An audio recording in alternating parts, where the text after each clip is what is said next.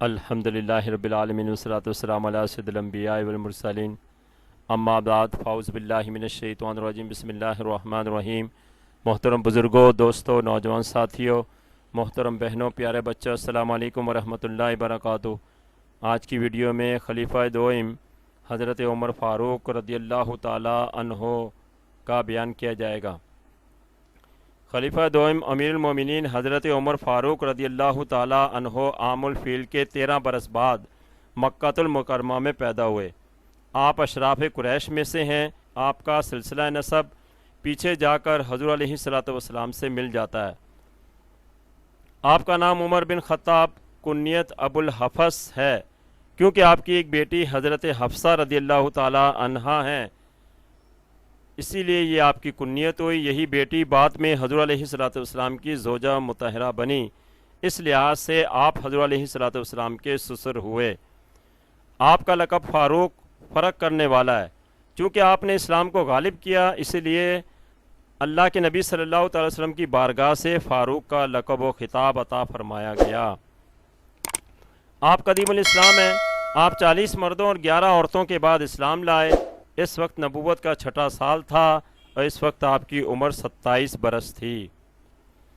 آپ کے اسلام لانے سے قبل حضور علیہ السلام نے ایک دن اللہ کی بارگاہ میں یوں دعا کی، اے اللہ، عمر بن خطاب یا عمر بن حشام ابو جہل کے ذریعے اسلام کو قوت عطا فرما۔ حضرت ابن عباس رضی اللہ تعالی عنہ سے روایت ہے کہ حضور علیہ السلام نے حضرت عمر رضی اللہ تعالی عنہ کے لیے یوں دعا کی، یا رب، اسلام کو عمر بن خطاب کے ذریعے غلبہ و قوت عطا فرما۔ اللہ تعالیٰ عز و جل نے دعا قبول کی اور ایک دن حضرت عمر فاروق حضور علیہ السلام کو قتل کرنے کے لیے گھر سے نکلے۔ راستے میں ایک صاحب نے انہیں ان کی بہن اور بہنوئی کے قبول اسلام کی اطلاع دی۔ آپ اپنی بہن کے ہاں پہنچے اور دونوں کی خوب پٹائی کی اور اسلام چھوڑنے کا کہا، مگر وہ کسی طرح نہ مانے۔ جب یہ مار مار کر تھک گئے تو پھر حضرت عمر رضی اللہ تعالی عنہ کا غصہ ٹھنڈا ہو گیا۔ بہن سے قرآن پاک کے اوراق منگوا کر جو پڑھے تو ان کے دل پر بجلی بن کر گرے۔ زار قطار روتے ہوئے اپنی بہن کے ساتھ حضور علیہ السلام کی بارگاہ میں حاضر ہو کر اسلام قبول کیا۔ حضرت عمر کے اسلام قبول کرنے سے اسلام کو بڑی طاقت عطا ہوئی اور مسلمانوں نے پہلی بار حضرت عمر رضی اللہ تعالی عنہ کے ساتھ باجماعت نماز خانہ کعبہ میں ادا کی۔ کفار مکہ یہ دیکھ کر جل گئے، مگر حضرت عمر رضی اللہ تعالی عنہ کی ہیبت کی وجہ سے مسلمانوں کو کچھ نہ کہہ سکے، اسی لیے حضور علیہ السلام نے آپ کو فاروق کا خطاب عطا فرمایا۔ آپ سابقین و اولین و عشرہ مبشرہ اور خلفۂ راشدین میں سے ہیں۔ حضرت عمر بڑے بہادر و جری تھے۔ اسلام لانے سے پہلے بھی آپ کی بہادری کا سکہ اہل عرب پر بیٹھا ہوا تھا۔ دین اسلام نے آپ کی بہادری کو اور اوج کمال تک پہنچا دیا، حتیٰ کہ بحر و بر، خشک و تر میں آپ کی بہادری کے ڈنکے بجنے لگے۔ حضرت علی رضی اللہ تعالی عنہ سے روایت ہے کہ آپ نے فرمایا، میں جہاں تک جانتا ہوں جس نے بھی ہجرت کی چھپ کر ہی کی، سوائے حضرت عمر بن خطاب کے۔ آپ کی ہجرت کے وقت یہ شان تھی کہ آپ مسلح ہو کر خانہ کعبہ میں تشریف لائے۔ کفار کے بڑے بڑے سردار وہاں موجود تھے۔ 7 مرتبہ کعبے کا آپ نے طواف کیا، مقام ابراہیم پر آ کر 2 رکعت نماز ادا کی، پھر ان سرداروں اور قریش کی جماعت کے پاس تشریف لے گئے اور ان سے للکار کر کہا، جو اس کے لیے تیار ہو کہ اس کی ماں اسے روئے، اس کی اولاد یتیم ہو، بیوی بیوہ ہو، وہ میرے مقابل میدان میں آئے۔ حضرت عمر کے کلمہ سن کر کفار قریش میں سناٹا چھا گیا اور ان میں کوئی بھی جنبش نہ کر سکا۔ پھر آپ علل اعلان مکہ سے مدینہ کو ہجرت کر گئے۔ آپ کی فضیلت میں کئی احادیث بیان ہوئی ہیں۔ چنانچہ ایک حدیث میں حضور علیہ السلام نے ارشاد فرمایا، میرے بعد اگر کوئی نبی ہوتا تو وہ عمر بن خطاب ہوتے۔ ایک اور جگہ حضور علیہ السلام نے فرمایا، آسمان کا ہر فرشتہ عمر کی توقیر کرتا ہے اور زمین کا ہر شیطان ان کے خوف سے لرزتا ہے۔ ایک اور حدیث میں آپ صلی اللہ تعالی وسلم نے ارشاد فرمایا، اے عمر، شیطان تمہیں سامنے سے آتا دیکھ کر راستہ چھوڑ دیتا ہے۔ مزید حضرت علیہ السلام نے فرمایا، جس نے عمر سے بغض رکھا اس نے مجھ سے بغض رکھا، جس نے عمر کو محبوب رکھا اس نے مجھے محبوب رکھا۔ حضرت عبداللہ ابن مسعود رضی اللہ تعالی عنہ فرماتے ہیں کہ اگر ترازو کے ایک پلڑے میں حضرت عمر رضی اللہ تعالی عنہ کا علم رکھا جائے اور دوسرے پلڑے میں روئے زمین کے تمام زندہ لوگوں کا علم رکھا جائے تو یقیناً حضرت عمر کا علم ان سب کے علوم سے وزنی ہوگا۔ ابو اسامہ رضی اللہ تعالی عنہ نے فرمایا، عمر اسلام کے پدر و مادر ہیں۔ حضرت امام جعفر صادق رحمۃ اللہ تعالی علیہ نے فرمایا، میں اس شخص سے بری و بیزار ہوں جو حضرت عمر رضی اللہ تعالی عنہ کا ذکر بدی کے ساتھ کرے۔ انگریزوں نے آپ کے بارے میں کہا، اگر مسلمانوں میں ایک عمر اور پیدا ہو جاتا تو ساری دنیا ہی مسلمان ہو جاتی۔ حضرت ابو بکر صدیق رضی اللہ تعالیٰ عنہ کے وصال کے بعد صحابہ اکرام کے اتفاق سے حضرت عمر رضی اللہ تعالیٰ عنہ کو خلیفہ بنایا گیا۔ آپ نے 10 سال اور چند ماہ خلافت کی ذمہ داری ادا کی۔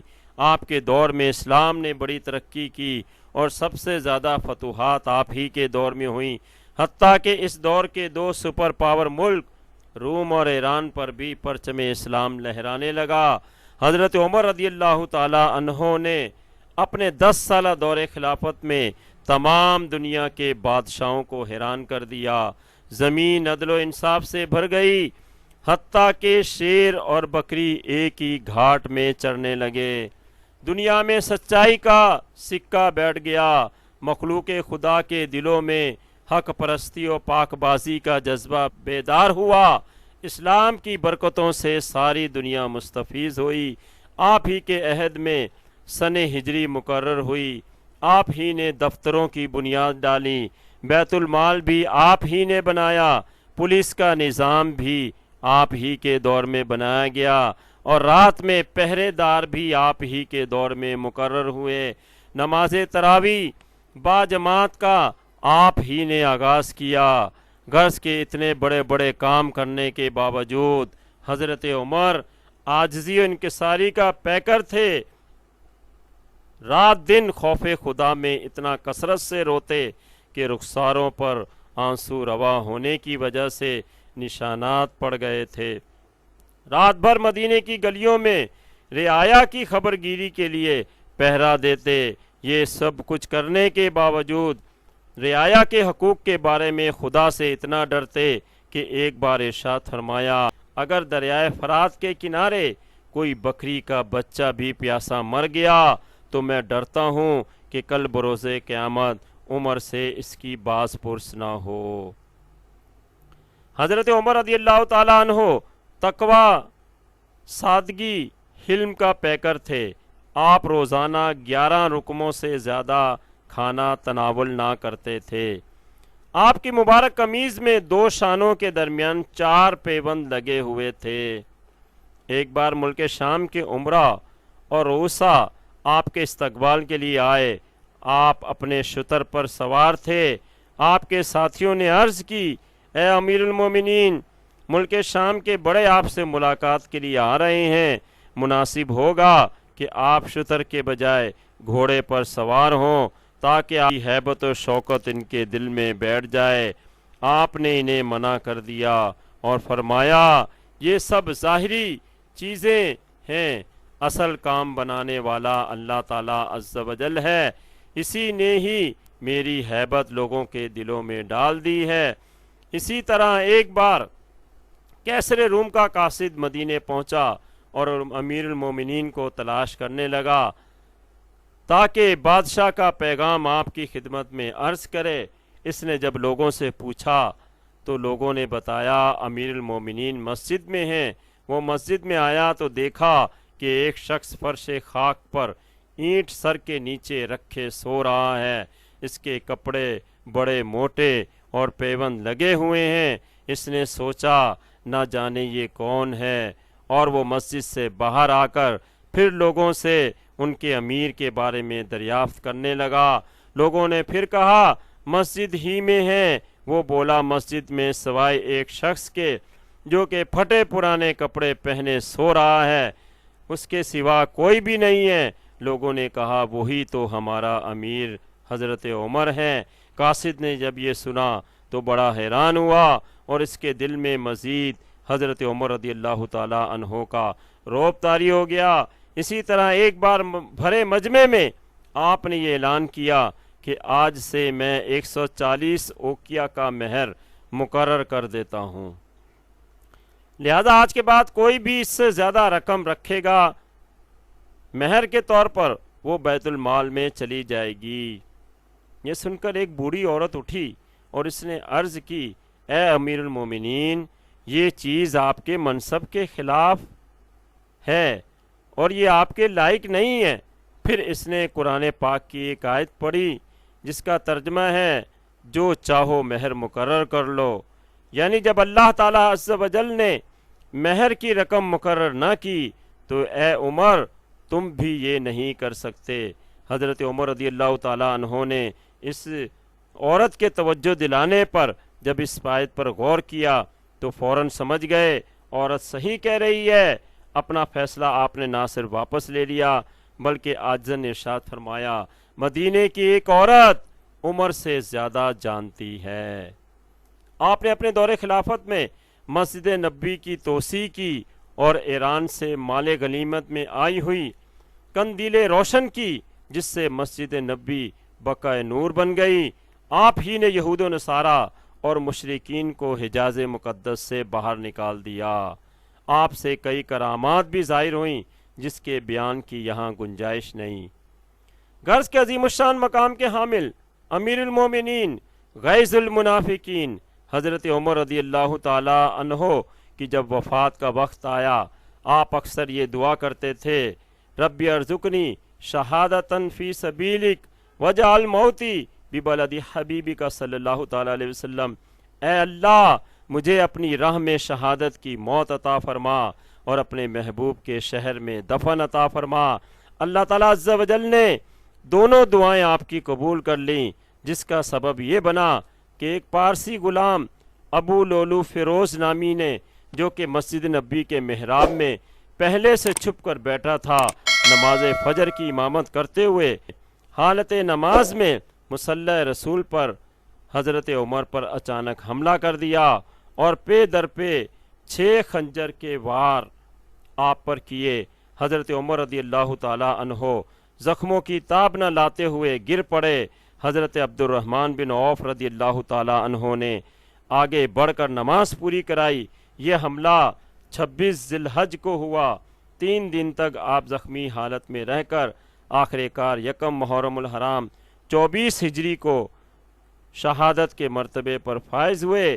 حضرت عائشہ رضی اللہ تعالی عنہ کی اجازت کے بعد آپ کو روضہ رسول میں حضرت ابو بکر صدیق رضی اللہ تعالی عنہ کے پہلو میں سپرد خاک کیا گیا۔ بوقت شہادت آپ کی عمر 63 سال تھی۔ آپ نے جب اسلام قبول کیا اس وقت سے جو حضور کی رفاقت اختیار کی تو وہ حضور کے وصال تک قائم رہی۔ آپ ہر دم حضور علیہ السلام کے ساتھ رہے، مکے میں ساتھ رہے، مدینے میں ساتھ رہے، غزوات میں ساتھ رہے، حتیٰ کہ حضور علیہ السلام جب کبھی کہیں تشریف لے جاتے تو اکثر ایسا ہوتا کہ آپ کے دائیں طرف ابو بکر ہوتے اور بائیں جانب حضرت عمر ہوتے۔ اللہ تعالیٰ عز و جل کو حضرت عمر کی رفاقت ایسی پسند آئی کہ آپ کو روضہ رسول میں بھی دفن کرا کر آپ کو قبر کا ساتھی بنا دیا۔